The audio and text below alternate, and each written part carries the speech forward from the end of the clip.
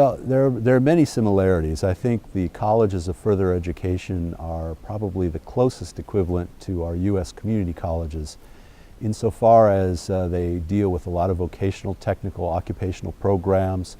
They help students make the transition from the secondary schools into jobs and job training, and also ultimately now further or higher education.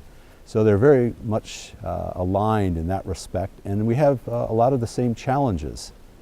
For example, I learned since I've been here that the colleges of further education tell me that about 50% of the students that are coming in are insufficient in basic math and English.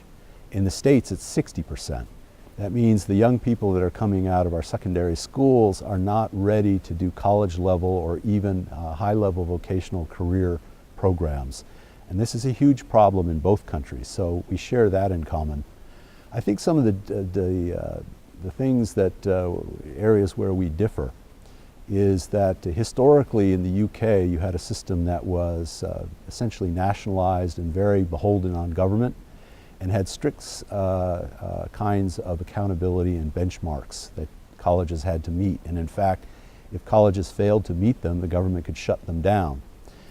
On the other hand, in the United States, we've had a tradition that allows our colleges to be autonomous, independent. While they do receive funds from government, the funds are given on the basis typically of enrollment, but do not, until recently, have not carried the kind of outcome and measures that you have in the UK.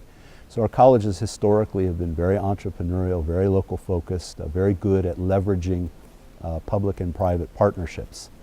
Well, now, because of the budget situation in the United States and the increasing scrutiny around are we really doing the job in terms of educational attainment, government is becoming increasingly interested in outcomes and measures.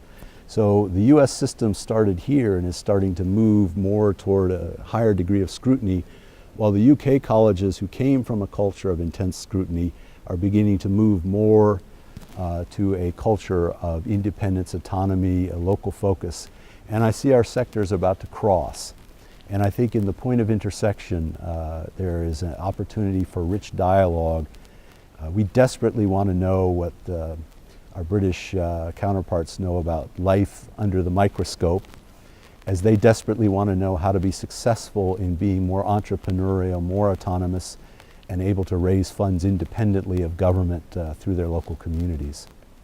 Yeah, so in 2010, in the fall of 2010, we actually negotiated a memorandum of understanding between my organization and AoC, which was tremendously exciting. We actually had the chair and the vice chair of AoC join us for our big meeting, which just ironically happened to be in Toronto that year, and we signed an agreement.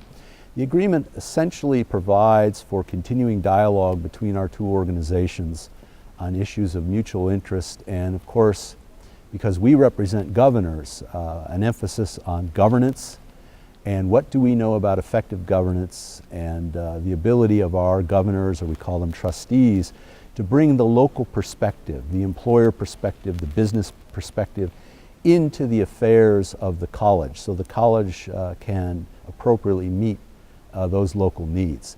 So a lot of our conversation and our time together is focusing on those kinds of issues and how we can learn better from each other and hopefully make our two sectors even stronger.